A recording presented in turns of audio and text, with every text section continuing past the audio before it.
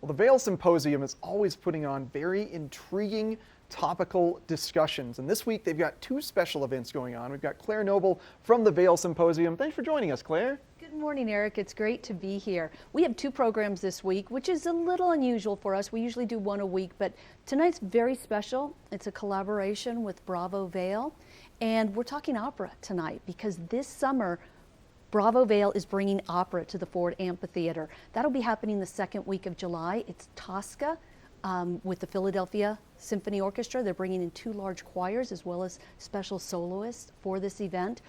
It's going to be spectacular, and one of the ways we hope people to get kind of prepared for this is come see Robert Marks this evening. He's an opera expert, and he'll be in conversation with Anne-Marie McDermott, who is Bravo's artistic director. Okay. So become an expert of opera tonight and then look forward to the show later on this summer. Absolutely. Yeah. That's tonight at the Vail Chapel.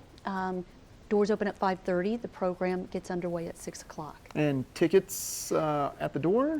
You can, but you can also go to vailsymposium.org to get your tickets. Okay, perfect. Then the big event that you're just putting on later on this week, really interesting topic this week. It is. We are bringing in Andrew Wilson.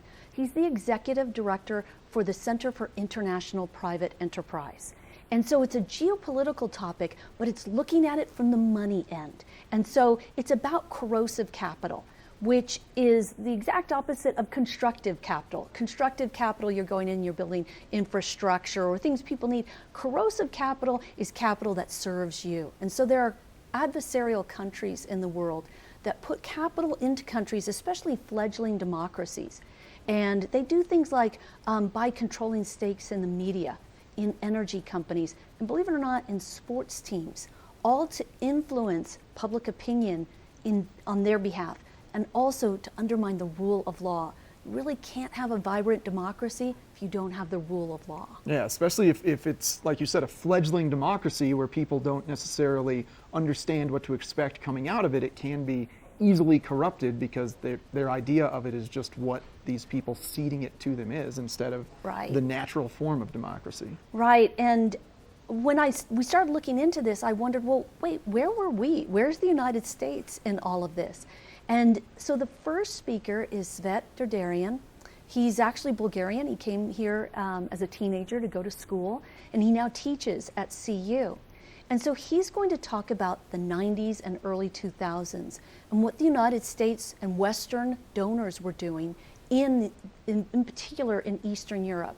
And so they were going in using money to try to build up civic society organizations. These are like grassroots democracy organizations. So we were in there. And then you kind of wonder, well, what happened? Well, for many of these countries, the EU happened.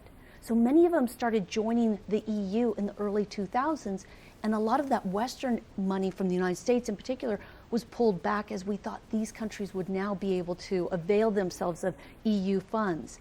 And that's not what happened. So stepping into that kind of void were countries like Russia and in other parts of the world, China. Yeah, just very intriguing, those global economic issues. And this is going on Thursday evening.